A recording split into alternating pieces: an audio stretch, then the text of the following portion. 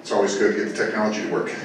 Thank you for the invitation to be here. It is good to renew acquaintances. I'm going to stay down here on this level, and then somebody says we really need to see you, at which point Paul or Phil Streifert will be happy to visit with you later.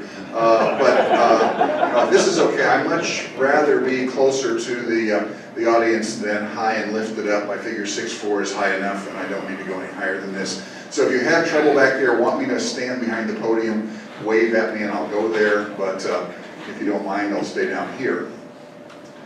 The topic that I was assigned was the bishop according to the Constitution, which even had me going, really? They want to hear that?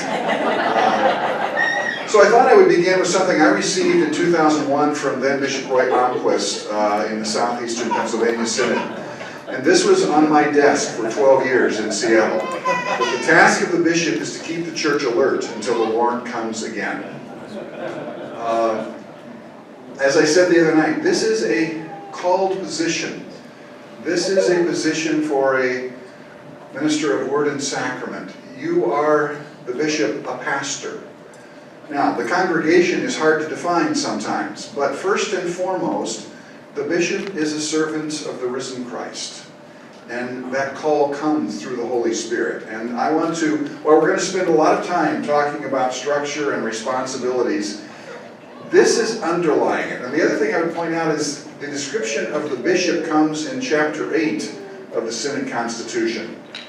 After the confession of faith, after the nature of the church, after the purposes of the Synod.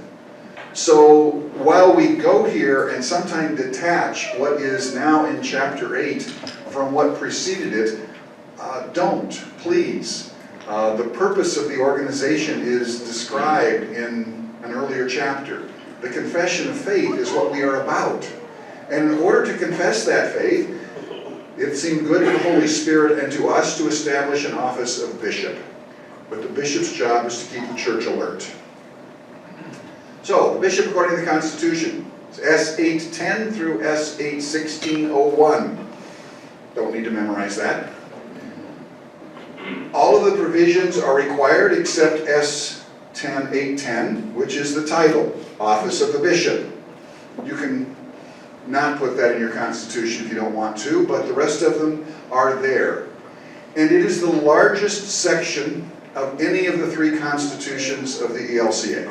The description of the synodical bishop is larger than the description of the church-wide presiding bishop or anything else in the Constitution. So when we say there's so much to do, the answer to that is yes. The good thing is you don't do all of this every day. And I would have to say the office of bishop taught me that you will go home with work undone. Handle it. It is not something that you complete the job at the end of the day and drive home with everything accomplished. You have to learn how to prioritize. So as we go through this, there's some natural priority in the Constitution, but I want to suggest that the personality of the person who sits in the office is probably going to identify which of these non-essential parts of the Constitution will get their emphasis. So that as you look at this, my sense is you may say, well, I could do that. That would be something I would enjoy doing. If you were the one called, that's probably what you're going to do. And then there will be people who say, but you're not doing that. And I'm here to guarantee you that the way the Constitution is written, every bishop has someone in their synod saying, the bishop is not doing that. But my experience with congregational pastors is there always are members of congregations who say, but the pastor isn't doing that, and it's in the Constitution. Because quite frankly, what the job of the pastor constitutionally is described to be is more work than any one person can accomplish in any one time. So please, as we now start this long list of things that a bishop is to do not start looking at your wish list and saying on top of that too. Part of what you're going to be doing is electing someone who will prioritize all of this. And that's perhaps an important question. How would you prioritize this impossible list of stuff? But I don't get to write the questions. That's your bishop's elections committee. I'll just ask them. The bishop is elected by the Synod Assembly. The bishop shall be a minister of word and sacrament of the Evangelical Lutheran Church in America. I don't care how you got on that roster. Several of you have said, now are team candidates eligible? If you are on the roster of ministers of word and sacrament, you are eligible for election. I don't care how you got there. So yes, Bishop Abraham Allende is a graduate of the team program and fully a bishop of the church. So to that question that I've been hearing has been talked about, and some of you have mustered up the courage to come up and say, Chris, I'm hearing this, is this Bob? Yes, the only requirement is that one is on the roster of ministers of word and sacrament. That's the requirement. The office of the bishop is the only office in the church that is directly accountable to all three expressions of this church. Elected by the Synod Assembly and serving the Synod, the letter of call is signed by the presiding bishop and the secretary of the ELCA and attested by the current bishop. And the bishop is accountable to every congregation in the Synod. It has been said that when the conference of bishops are together for a meeting, it's the only time that there's a direct connection to every congregation of this church. And that's true. So that this is a unique position in the church that is accountable directly to all three expressions. So that when you say, well, the bishop will just decide what the bishop wants to do. No, there's accountability to congregations, there's accountability to the Synod, and this is the one that usually gets some discussion at the Synod Assembly, accountability to the church-wide expression. All three. That one I know we'll talk about later. There are 11 constitutional provisions in 812. And these define how the Synod's pastor, please note, the Constitution says the bishop is the Synod's pastor. And they shall preach, teach, and administer the sacraments in accordance with the confession of the faith of this church. I have to say that was one of the joys of being bishop. I was in a different congregation every Sunday preaching. That's one of the things I lament in my current call, I don't preach. But that was a real joy to be with the people of God gathered around word and sacrament and have opportunity to proclaim the word. That was life-giving. First thing a bishop is to do is to preach, teach, and administer the sacraments. In other words, as a pastor, have primary responsibility.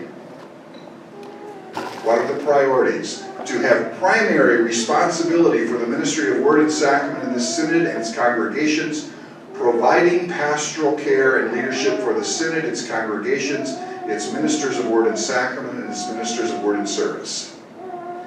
As I said last night, it's provide pastoral care. Someone quickly corrected me and said, well, that would mean there being a pastor and a pastor to the pastors. I agree, but it's also pastors to the ministers of the word and sacrament of service, and it's also pastors to the congregations. One of the most frustrating times sometimes I think is when there's a dispute between congregation and pastor, and the congregation says, but you're our pastor, and the pastor says, but you're our pastor, and now there's a fight going on. It's a little like you when there's a divorce in your congregation, and the two parties come in and say, now you're going to be my pastor, right, and not theirs. It is that tension that exists, but constitutionally, the pastor, or the bishop is the pastor of all of those folks in the Synod. Exercise solely the church's power to ordain or to provide for ordination by another synodical bishop. This one we had many fights over, but it is now there with the possible exception. But even then, the question is asked not who has the authority, it's a question of what's best for the church. But that's in the ELCA Constitution, not the Synod Constitution, so I'll save that for another time. Attest letters of call. What does that mean? It means that it's a real call. That the person being called is eligible for call, and the entity calling did in fact legally call. That's what attestation means. It does not mean, I think you should accept this call. It does not mean, I made this decision. All attestation means is the person receiving the call is eligible to consider it. And the entity that issued the call did so legally. because we are now establishing a contractual relationship between the pastor and the calling entity. And so this is the way in which this is essentially the function of a notary public. The people who legally are entering into this agreement met, they did sign off on the document, it now is possible for it to be executed. That's what attestation means. And provide for the installation of rostered ministers whose call the bishop has attested, so that the bishop does need to authorize the installation, does not have to do the installation, but does have to authorize it. I did have, on 2 occasions, congregations and pastors say, my installation was last week. And I said, that's interesting, I don't recall authorizing it. Well, we didn't want to trouble you. It's important that the pastor of the synod knows what's going on in the synod. And so this is part of what that's about. Exercise leadership in the mission of this church, and in doing so, interpret and advocate the mission and theology of the whole church. The bishop really is the connector to the larger church, both in mission and theology. What was said the other night about the bishops, or last night about the bishops being the theologians of the church. On the one hand, I want to say, oh good, just so we need another chapter to add to this Constitution. On the other hand, I would say it happens. I've watched the Conference of Bishops wrestle, and I participated, wrestle with theological concerns on when should we speak and when shouldn't we speak? And how should we speak? Do we all have to sign on? Is it consensus? Is it a majority report and a minority report? That question, quite frankly, is right now one that's being discussed amongst the Conference of Bishops on when to speak and how to speak. But this particular section suggests the bishop is part of doing that for the whole church and not just the local synod or themselves. To lead in fostering support for and commitment to the mission of this church within the synod. The bishop's the one who goes to the Conference of Bishops meeting and has the shame sheet passed out saying this is what percentage your synod gave to the national church. And those of us from Region 1 said, okay, let's go hide in the corner and not make too much noise at this point because we have the lowest percentage of any region in the church for a variety of good reasons, and I've made that speech before. But that also can be an excuse in Region 1 to come back and say, well, we didn't give as much, that's just who we are. That's not what it says. It says we'll come back and advocate for the mission of the whole church. Let you know what the church is doing so that you can see that it's your ministry and not just, that's the folks back there in the Midwest.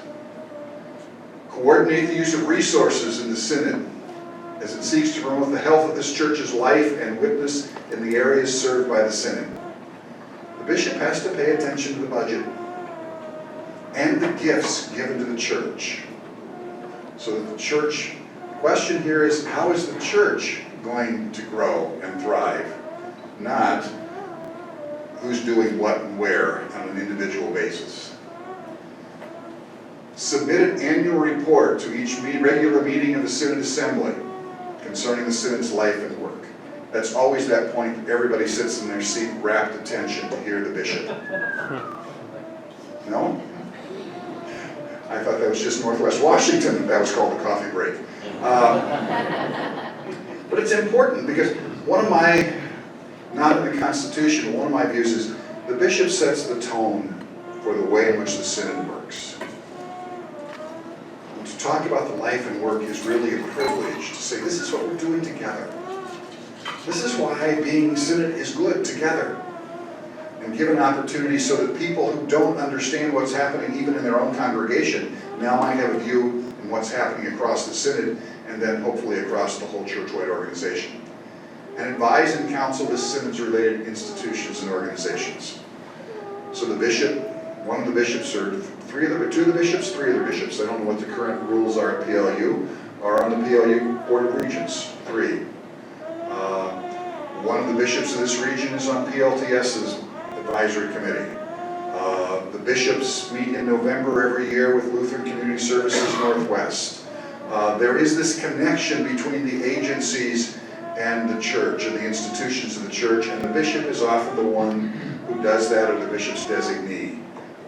so that there's a connectedness. The institutions and organizations of this church are now coming to the office of the secretary and saying there needs to be a fourth expression of the church called institutions and organizations. And the secretary, by and large, has ignored them to this point. But what I would say is the organizations and institutions of this church want to know they're connected. And this is a way in which we have set that connected up by having the bishop or the bishop's designee be the person that's sitting at the table, so that these organizations and institutions know that the church is interested and values their ministry. Practice leadership. Notice we finally get to H before we start practicing leadership. Everything up to this point has been pastoral responsibility. Now we get into the bureaucracy. But I want to point that out because, again, I hear people say, well, this is just a glorified bureaucrat. Constitutionally, this is a pastor doing the work of a pastor, the same kind of work prayerfully you're doing in your congregations, the bishop is now doing in the synod. Now we're going to turn to some of that administrative stuff. Exercise oversight of preaching, teaching, and administration of the sacraments, according to the Confession of Faith of this church. To date, there has not been a discipline trial for heresy in the ELCA. Lord, make sure it doesn't happen in the next 3 years.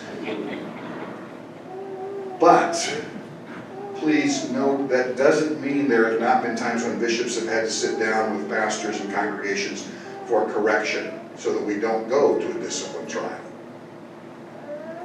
So that's part of what's there. And you may or may not be amazed the number of times the presiding bishop receives a letter from a disgruntled congregational member telling us why we should discipline the bishop because the bishop won't discipline the pastor. Now, that's a complete misunderstanding of our system to assume that the presiding bishop can discipline the synodical bishop. But the synodical bishop also gets letters from time to time saying, you need to fire the pastor. And the bishop does not have authority to fire the pastor. But there is this relational piece that the bishop is to exercise oversight, so you can't ignore those letters and say, that's not an issue. You do have to at least look into it and say, what's going on there? Is this just a disgruntled person? Or is this an issue that we need to talk with the pastor so that there can be growth of the church rather than continual fighting within the church? At that point, I often said the bishop's uniform should be a striped shirt and a whistle. Because in many ways, that's a refereeing action. At other times, it is saying, I'm sorry, you are outside what we've agreed together this church would preach and teach. And how are we going to address that? And those are painful discussions. Although they can be good discussions, they're still painful discussions.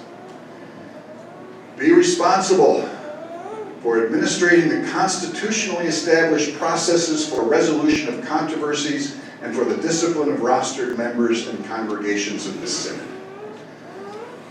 That's S 1418 in your constitution. The bishop shall personally, with 2 pastors and 1 layperson, hear all parties and make recommendations. That's not fun. Everybody loses in that process. While it's there because sometimes it's the only process left. And the Constitution says the bishop personally shall be there. That's not one the bishop can delegate unless there's a conflict of interest, at which point the bishop can delegate it to another bishop.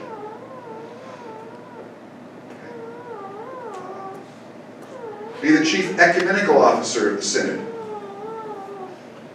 In many traditions, the bishop is the church, speaks for the church, and so there's an expectation that our bishop will be at those tables. I said at the church-wide assembly, I'll say it again, we have a unique polity in this church. Every other denomination in this country has chosen one of 3 different ways to organize themselves. They're either congregational, saying the congregation is the church and it delegates authority to regional and national associations. They're Presbyterian, meaning they're regional and it's the elders who are the presbytery, and they delegate authority back down to the congregations and up to a national expression. Or they're Episcopal, and the bishop is the chief of the hierarchy and authority flows that way. Every other denomination in this country has chosen one of those 3 ways to organize themselves other than the ELCA, and we said yes to all 3. It really depends on the issue. We thereby confuse ourselves and our ecumenical partners on a regular basis. And I would argue, and I will, for those of you who will be coming back to First Call, I'll be back and I'm going to spend most of my time talking about that. But I think that's one of our problems in the church today is we don't understand our polity. And as a result, we just frustrate each other because somebody else should be doing this. Or I should be doing this, and why are they? So that's my own personal crusade. I'll be back on that. But when it comes to being Chief Ecumenical Officer, ecumenical agreements are adopted in a church-wide level, implemented on a congregational and synodical level. And the bishop is responsible for implementing those relationships with middle judicatories in the synodical level. But I would also say to pastors, you have a responsibility to implement them on a congregational level in accordance with the policies that have been adopted by the church-wide organization. This is one of those places where our three expressions really should work together on how we proceed our ecumenical arrangements. But the bishop is the primary chief ecumenical officer of the synod. Consult regularly with other synodical bishops in the Conference of Bishops. One of the things I often said was, I wish the whole church could watch the Conference of Bishops. None of these people chose to be in the room, and they didn't pick the other people in the room with them. But I have never seen a more committed group of people gathering with all their differences who at the end of the day say we are the church and we're going to work together, even if I think you're wrong. It is a model of the diversity of the church. Every issue this church has faced, there has been every difference in the larger church sitting in the room with the Conference of Bishops, which is one of the reasons why it's difficult at times for the Conference of Bishops to make statements, because there is a sense of commitment to the other sisters and brothers sitting in the room that we're not going to put them in a place where they would be uncomfortable and have to disown what the church is doing, and yet at the same time wanting to speak to the whole church. I would have to say for the 12 years that I was in Seattle and now, I mean, one of the joys of being secretary is I'm the only non-bishop in the Conference of Bishops. But the secretary is also a member of the Conference of Bishops. It is an amazing group of people, and that is a true gift you're going to give whoever you elect to be part of that group. But we'll get to the Conference of Bishops a little later, and it was what they do. But that's part of what the bishop shall do. Foster awareness of other churches through the Lutheran World Communion. Where appropriate, engage in contact with the leaders of this church, these churches. Your companion synods. Your companion synods in Tanzania. They have a very, very high view of their bishops. So your bishop relates to them from that perspective. When I was elected, you may recall there were some issues around the office of bishop going on in 2001, and I vowed I would not get by a purple shirt. Just not going to do it. And then I went to Russia, which was the companion synod, and got told by Bishop Springer, you will wear purple every day or you're insulting me. Oh, okay. So I bought a purple shirt, and then, the rest is history. But I'm just saying there needs to be sensitivity to the international dynamics and relationships as well as the national.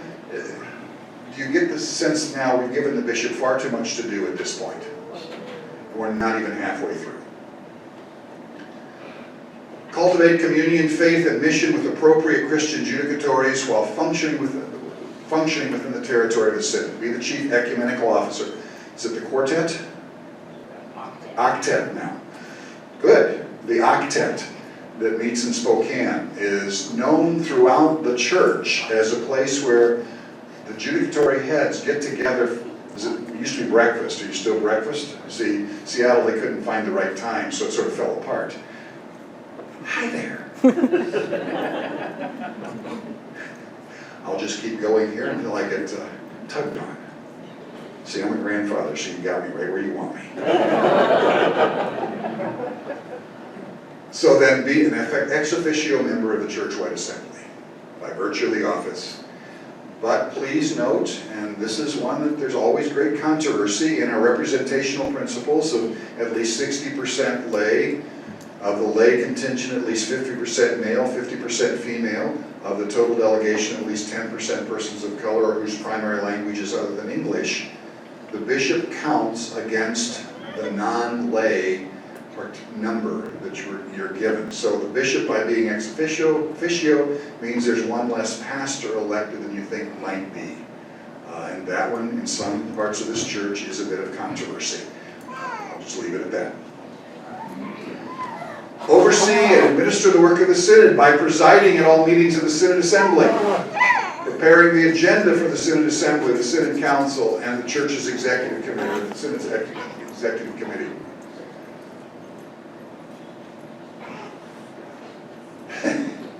Now, I will say I had a previous vice president in Northwest Washington who really helped on this. David Swartland was the vice president, and he decided the vice president and the executive committee should really put the agenda together, and I said thank you. But if there's not that kind of vice president, if the work falls to the bishop. Ensure that the Constitution and bylaws of the synod and the church-wide organization are observed within the synod, and the actions of the synod are in conformity therewith and carried into effect. This is where bishops call the secretary regularly saying, what do I have to do now? So when they come in, the bishop comes in and says, you can't constitutionally do that. They're doing their job. Don't always like doing their job. Your bishop is good at understanding that, so I don't get calls from your bishop. But there are at least 3 or 4 bishops who on a least weekly basis call me and say, do I have to do this? And the response is yes. Exercise supervision over the work of the other officers. Coordinate the work of all synodical staff members. Appoint committees for which provision is not otherwise made. So if there's going to be a committee and the synod council was not established to be the one to appoint it, the bishop gets to do that. Be a member of all committees and other organizational units of the synod except as otherwise provided in this constitution. On that one, make sure the bishop knows how to delegate and appoint representatives. Presiding bishop shall be an advisor to the Augsburg Fortress Board, the 1517 Media Board and the Portico Benefit Services Board of Directors. She's appointed the secretary of the church to do that. I report to her, but she does not attend all those meetings. Your bishop should not attend the meetings of all committees in the synod. But the bishop should have a representative sitting at the table, so if something comes up, that information gets back to the bishop in a timely and appropriate way. Provide preparation and maintenance of the synodical rosters containing the names and addresses of all rostered ministers of the synod and a record of calls under which they are serving or on the date in which they became retired or disabled. In other words, I have to maintain that information, but so as the secretary of the ELCA, but so does the bishop. Now, bishops are very good at getting staff people who do this work very well. This is why you want to make sure the bishop's staff has someone who likes keeping those kinds of records, because that's important. We had a situation here a couple months ago where we called a synod and said, Pastor so-and-so has been on leave from call for 3 years. We need to know whether you're requesting an extension for their on leave from call status. And the bishop said, oh, we transferred that person 3 years ago. And we went back and looked, and that information had never been communicated and had never been recorded in this synod record. So it's important for a legal standpoint that you know who's on the roster and where they are. Because if they do something inappropriate and you get sued, I don't know where they are is not a good defense.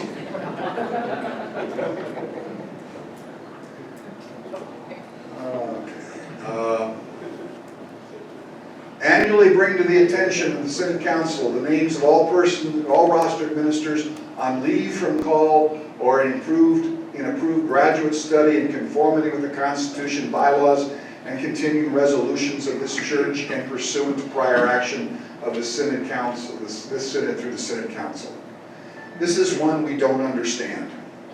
we have a functional definition of ministry. You are a pastor of this church when you are operating under call. You were not ontologically changed at your ordination, and you are now a pastor for the rest of your life, according to the ELCA polity. You are a pastor when you have a call, or when the Synod Council has granted you one of three status: on leave from call status, retired status, disability status.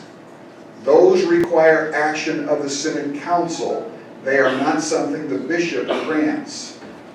The bishop has the responsibility, since on leave from call is an annual vote, to say to the Synod Council, Pastor Y has completed a year of being on leave from call. I endorse an application for that person to be extended for another year, and the Synod Council has to vote again. And it can happen a third year. If it goes to a fourth year, the Synod Council and the bishop need to request permission from the Conference of Bishops to extend that on leave from call time. Because again, our understanding is you are a pastor because you are functioning as a minister of word and sacrament under call. And when there's an exception to that, we take seriously that you need to be granted that permission. This is one that is going to... The current secretary is putting an emphasis on making sure this one's followed. Also, one of the changes that is coming, one of the changes the secretary is proposing to the Conference of Bishops, who will propose to the Church Council, is that retired status will not be an eternal grant. That retired status will be reviewed every 3 years, and if does not require additional action, but there will be reviewed to make sure that the pastor is actually functioning as a responsible retired pastor.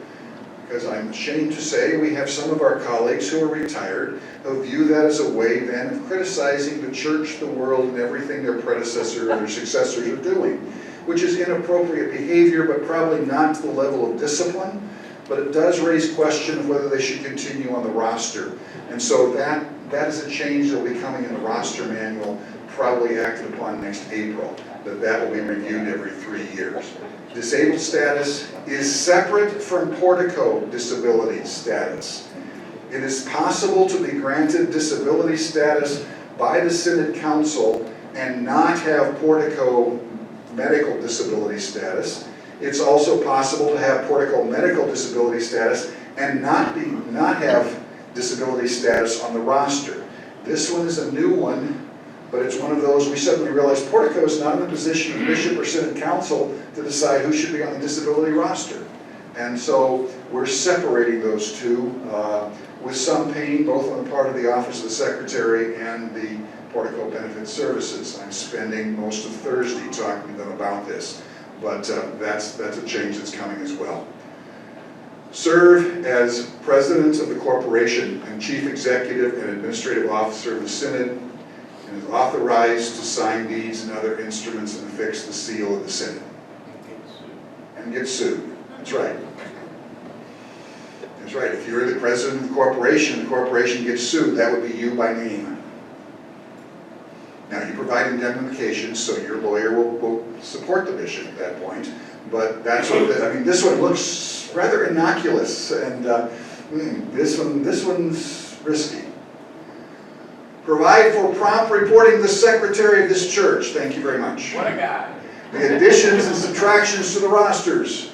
The issuance of certificates of transfer to rostered ministers who are in good standing and who have received and accepted a property issued, duly attested, regular call under the jurisdiction of another synod, and the entrance of names of persons for whom proper certificate of transfer has been received.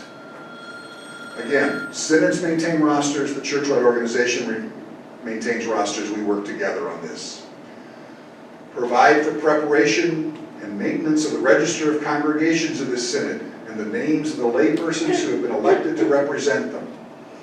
You need to keep track of who was elected to be your synod, to your synod assembly, so that if a special assembly is called, the people who will go to that were those who were seated at the last synod assembly. You need to know who the voting members of the new assembly would be. You you don't have a new vote for members coming to that assembly. Appoint a statistician. This one is one that the current secretary has been bugging the bishops. In the old days, the statistician received all your parochial reports, did a summary, and sent them to the church-wide offices. We've now gone to computers, and congregations fill out their parochial reports online, and it goes right to research and evaluation. And what would the statistician do? Statistician, in the current secretary's perspective, is the statistician should be encouraging congregations to fill out their parochial reports. At this point, only 76% of the congregations of this church fill out their annual parochial report.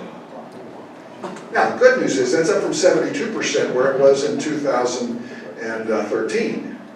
But we used to be a church that had 90% filling out their parochial reports. And so my view is the statistician is no longer the one counting, this is now a cheerleader. Please do this. Is that a hand or is that? Yeah, I wonder what our Synods percentage is. I'll have to look. It was in 72%. 72%. There have been for a number of years synods primarily in Region 5 that have delighted, gloating of the others at being 100%. This was a year of reality for Region 5. There's only one synod in this church that produced 100% of their congregations filling out the report, and that's the Northern Great Lakes Synod. I'm very nervous because Bishop Screenis is also retiring next year, and Tom has done just a marvelous job of getting that synod whipped into shape. So I hope his statistician will continue with the new bishop, whoever that will be. But that's what the statistician position is all about. S813 is a may, and it should be a should if a bishop is at all wise. Appoint a synod attorney. That's a may. That attorney is approved by the synod council. I'm sorry, we're in a litigious age, and there are a number of attorneys throughout this church who love working with the church, and they have been great value to us. The ELCA Attorneys Association is made up of just some marvelous attorneys who quite frankly wonder why they don't get called more often. But this is one that my co-worker Phil Harris cajoled into the Constitution, and one of those that he really pushes, and I would say this should be a no-brainer, but doesn't always happen. And the synod bishop may have assistance as this synod from time to time shall authorize. Note, it requires synodical authorization for there to be assistance to the bishop. But given all you just saw, I would hope you would think about how we're going to do that work, because obviously one person cannot do that, particularly in the territory you have. That was all of Chapter 8. Now there are other sections of the Constitution that give responsibilities to the bishop as well. The bishop can call special meetings of the Synod Assembly. The bishop can sign and attest documents, official documents, with the Secretary of the Synod.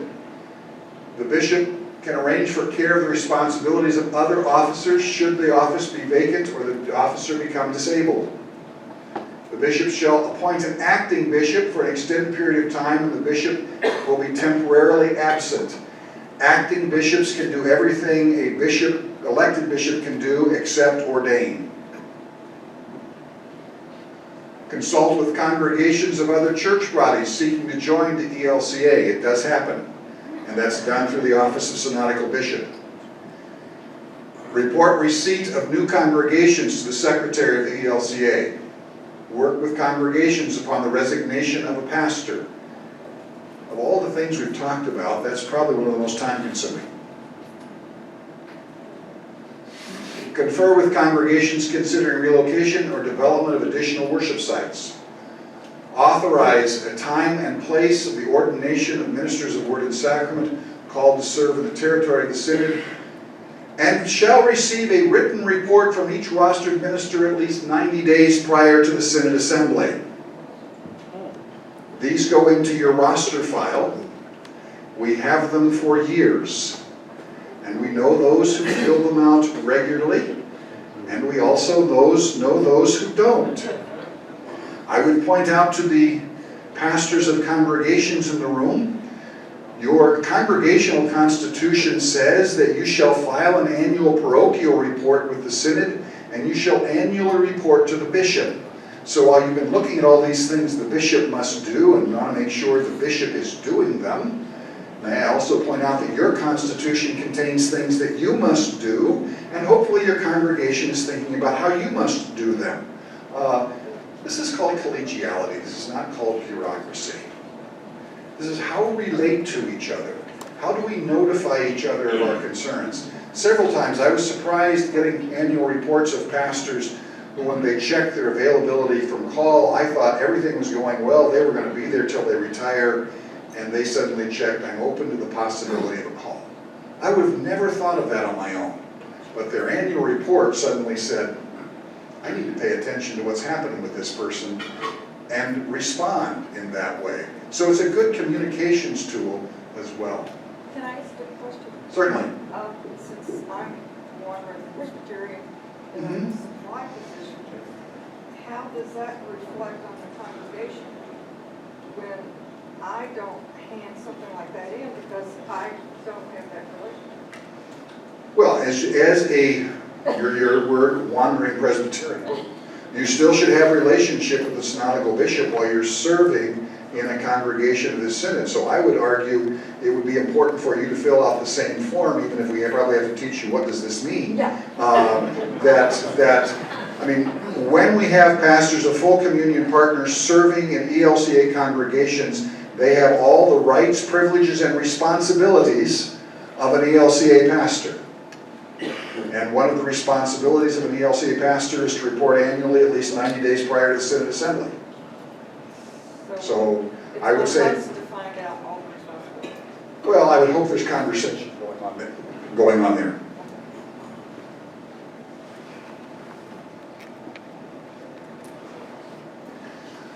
Authorize ministers of word and sacrament from non-full communion partners to serve temporarily as a pastor of an ELCA congregation.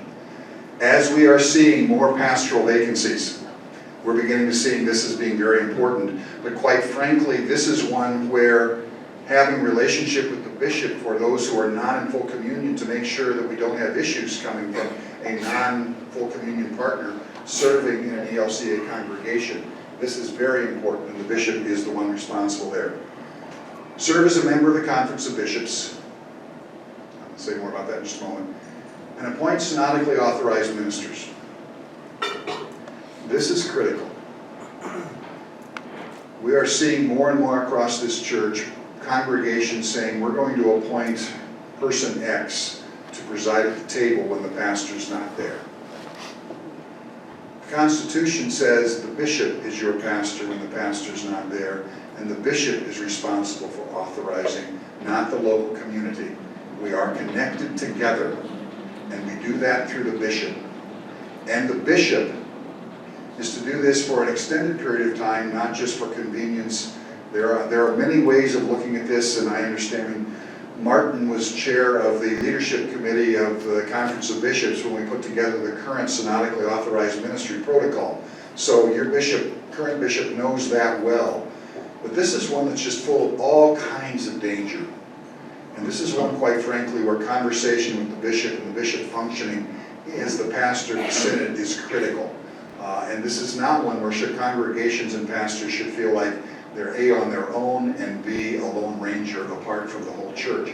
Because what's done in one congregation does affect the whole church. And it's important to make sure that if something happens in a congregation in Eastern Washington and it suddenly gets publicized across the church, and Martin comes to a Conference of Bishops meeting and his colleagues will say, what in the world were you thinking? And he said, I didn't know they were doing it. I didn't know is not a good response. So it's important that those conversations take place and the bishop be involved in these difficult decisions. Now, that's not an exhaustive list. There are other duties as assigned, usually by a church-wide assembly or a synod assembly. One of the observations in this church is synod bishops have been the group that fill the vacuum whenever something occurs in the church. In the early days of this church, what shall the baptismal formula be for this church? The Conference of Bishops wrote a pastoral letter identifying the baptismal formula. Other times in this church, there have been questions about, just somebody going blank on it, I had it earlier this morning. The issue of gay marriage. And the Conference of Bishops very early on wrote a pastoral letter about how how congregations could respond to gay and lesbian persons, and at that time precluded the possibility of gay marriage. And I would say that the 2009 vote in some ways was a response to what the bishops had said earlier, but there was a vacuum. And so the Conference of Bishops comes together at that point to fill those vacuums. Those are very rare. But this church has set up, the bishops have no legislative authority, interestingly. They have tremendous influence, but they have no legislative authority.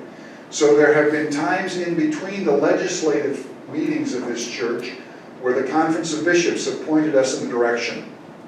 I would say, and they call the common mission debates, the whole issue around exceptional ordinations came from the Tucson resolution of the Conference of Bishops, who gave us a way out of that conundrum that both reflected how we are church together and how local contexts might be different.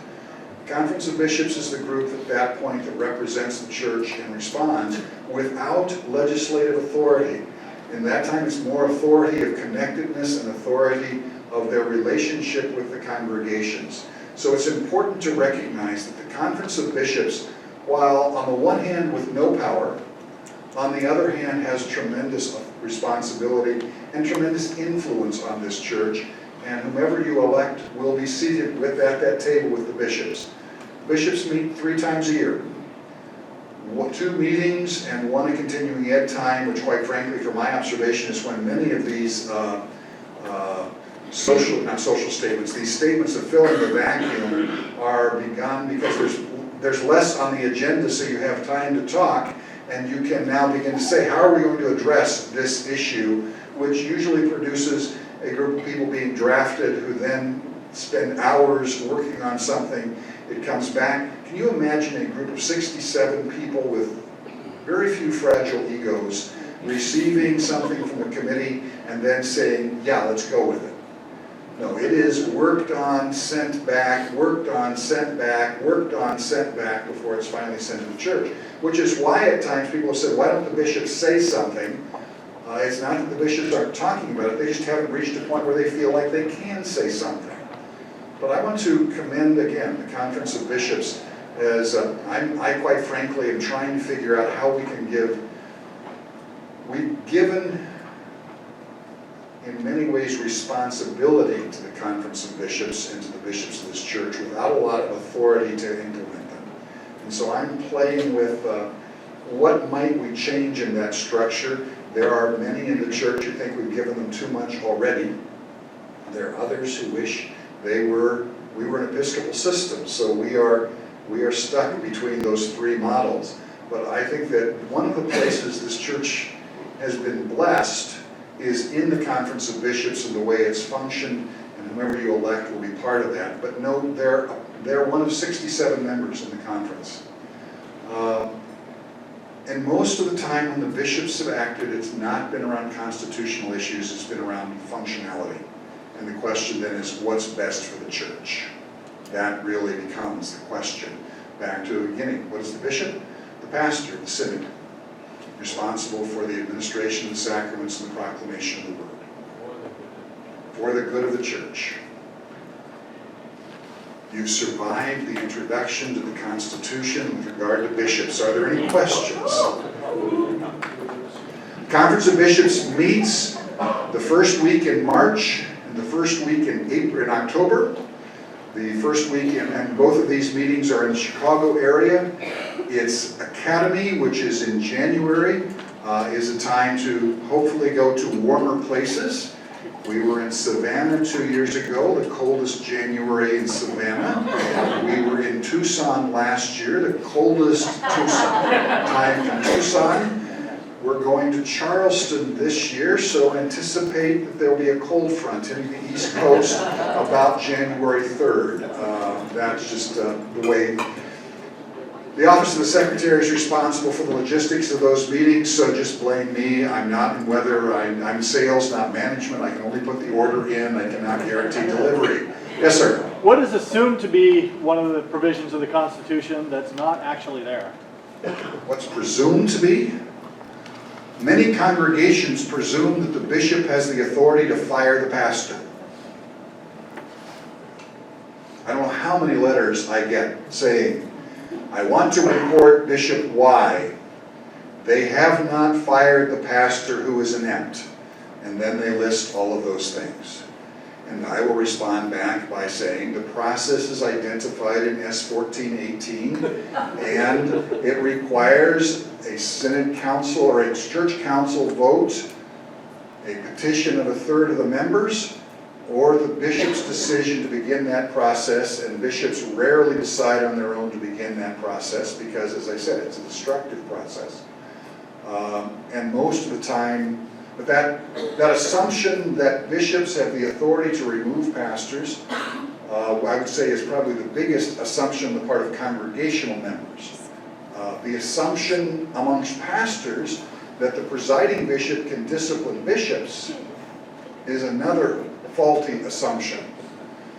If you're upset with your bishop, that goes to the synod council.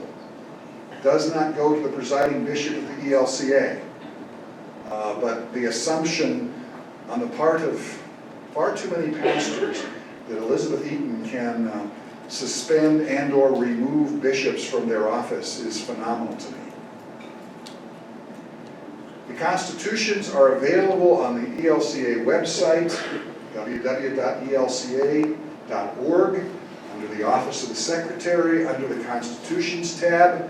You want to go there because we have the model constitution that was just adopted by the church-wide assembly makes significant changes to the model, some of which have to deal with the issues of ministers of word and service and how they're referred to.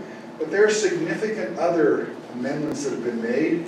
It does not require 2 meetings of the congregation to adopt those amendments.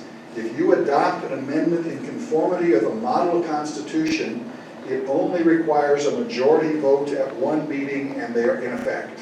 So it is not this torturous process that people say, oh, it's going to take forever. No, 1 meeting, 1 vote. But please look at that, particularly around the issue of discipline of members. In 2013, that was changed. At that time, we removed from the synod constitution the authority of synod councils to hear appeals from members who had been disciplined by church councils. One, the old process had the church council being the prosecuting attorney, the judge, and the jury. That works really well. And so this brought the synod congregation council into bringing charges against the member who would be disciplined, but the synod consultation committee and then the synod discipline committee would do that. But the problem we had was congregations didn't change that, used the old process. The member said, I want to do appeal. There's no place where that appeal can go. It's now the bishop's problem because you have a conflicted congregation and no means of resolving the conflict. So please, amend your congregational constitution so that chapter C15 matches the model. Please, because if you ever need it, that's the wrong time to rewrite the rules. So do it before you need it. Hopefully you'll never need it, but it's like insurance, you need it. Other questions about bishops, not around synod constitutions? I can talk to you later on that. I'm just curious how much, and I can either ask specifically of our bishop or bishops in general. There was a provision there about the synod bishop authorizing someone to fill in when a pastor is absent. Every time the pastor goes on vacation? No, this is extended. Extended, okay. How extended? I would say 3 weeks, a month? no. I mean, I think that when I went on sabbatical Okay.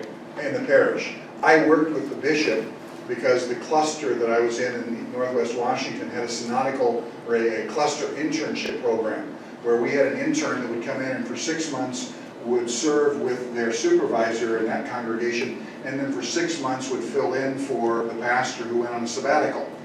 Now, what do you do around Word and Sacrament during that time? There was a definite need to work with the bishop to make sure the bishop would authorize the intern to function at the table during that 6-month period of time. So I think, there are circumstances like that, but again, the bishop needs to be involved, if nothing else, just to know, so that when the disgruntled congregational member calls and says, "Bishop, do you know what our pastor did?"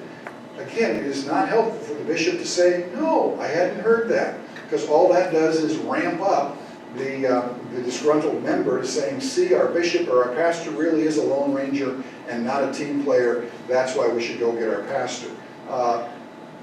If the bishop says, "Yes, I know, and we've talked about it, and they're doing the right thing," well, now the presiding bishop will probably get a call from this disgruntled member saying, "I'm the bishop." But we don't have this ability to, quite frankly, saying "I don't know" is one of the worst things a bishop, or I think in many cases a pastor, can say, because that just feeds the possibility that you're out of touch and not providing the kind of leadership you need. Now, don't say you do know when you don't, but I'm just saying it's important to know what's going on. Other questions? Well, just a quick one about synodically authorized ministry. How are synodically authorized ministers identified, lifted up, and supervised? Because I've worked my entire career in small town and rural ministry, so I've met a lot, and some are very good, and some, frankly, are very, very bad. So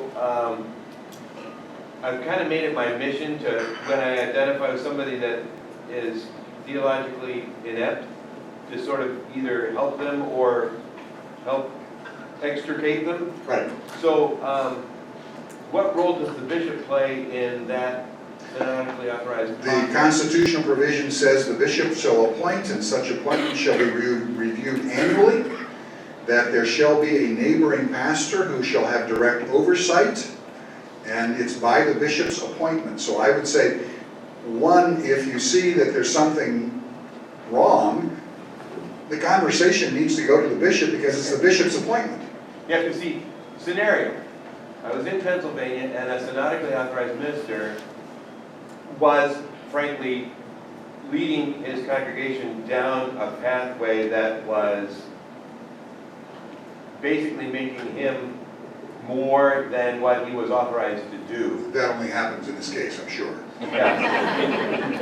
So, but his supervising pastor had moved. He'd taken a call elsewhere, and the bishop had not assigned another supervising pastor. And I guess I would argue from a purely technical point of view, when the pastor moved, the appointment came to an end, because the appointment is contingent upon having a supervisor. So that So ideally it's coterminous. Exactly. Okay.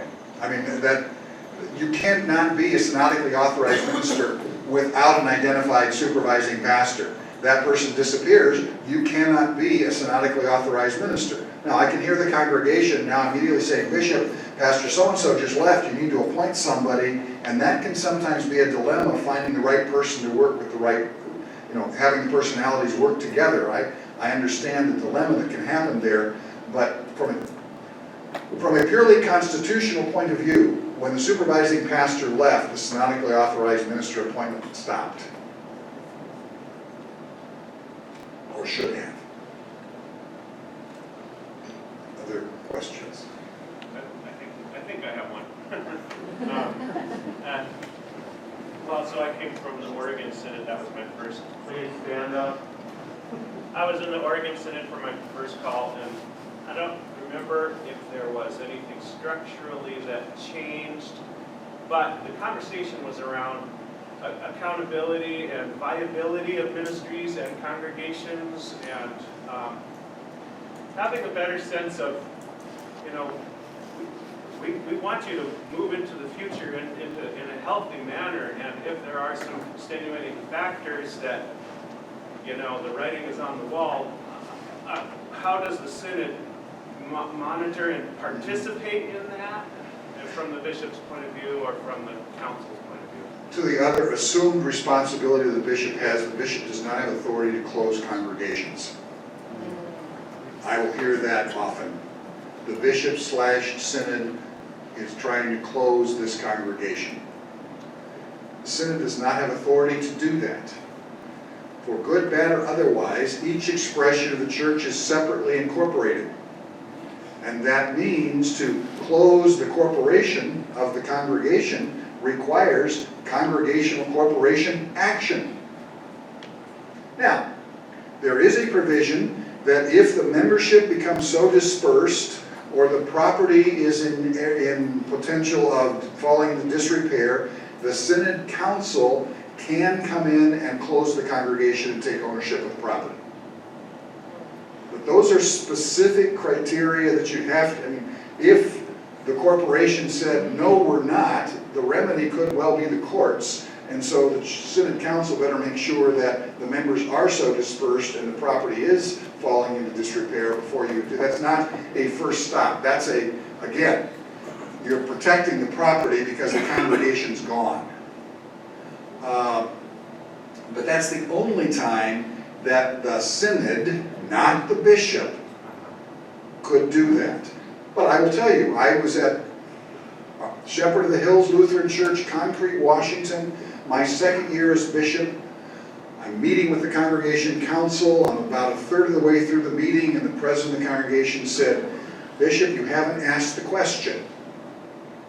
And I said, "What question?" And they said, "How much is the property worth?" To which I said, "I don't care. If the congregation were not there, we would not sell church property until we looked at missional uses for it because we couldn't afford to buy it again. If you go over and ask Kirby if there's a synod policy on congregational property, he will tell you that the Northwest Washington Synod has a policy not to sell church property until there's been an investigation of missional use. The Synod Council never voted that. I said that at Shepherd of the Hills Concrete, and it suddenly became an urban myth throughout the whole synod. And it is now synod policy. I can't say I did make a decree that became synod policy. I didn't do that. I mean, that's just one of those things that took, but there is an assumption among some people that the bishop could close us. I never went, even though it's those places I did eventually participate in their closure, I didn't close them. And there was always a question of asking them, what is your missional future? What is God calling you to be? What ministry will take place here? Probably the best example is what was Renton Lutheran Church in Renton. Congregation that basically lost a community because downtown Renton became all downtown and there was no one living there. And eventually the congregation said, we need to look at our history to figure out where we're going in the future. And they discovered they were originally founded by an Icelandic pastor who wasn't sure the church would make it. So he built an apartment building and attached a sanctuary. And if the church failed, he could sell the apartment building. Now the church made it. It had the worst education building in the world because it would have been a much better apartment than it was education. Eventually, the church lost its community. What shall we do? Well, why don't we partner with the synod and see if we can do something around apartments and housing? And so they went under synodical administration. We contracted with now what's Compass Housing Alliance, created a 27-unit veterans housing project, sold the property of the project for $1 million, and then used that $1 million to buy 4,000 square feet of space on the first floor, and that's now Luther's Table, a pub, restaurant, church. And I think that how synods work with congregations in those hospice times is critical. But like every hospice time, there are people who can't get through the anger and the denial to acceptance. And unfortunately, the bishop is the one who gets to deal with that death and dying dynamic in ways that you just have to deal with, and synod staffs. You just have to deal with that. The other thing I didn't say, and it's in another part of the Constitution, if there's a disaffiliation vote, the bishop needs to consult twice with the congregation as they disaffiliate. Other questions? I think we've reached the break time, frankly. We'll have opportunity to ask Chris more questions tonight at the session after dinner. I would just like a show of hands, how many of you in the course of this explanation had a revelation that's been confusing and misunderstood for many years in your life, and suddenly the light went on and you went, oh, now I get it. How many of you learned something today? Thank you, Chris.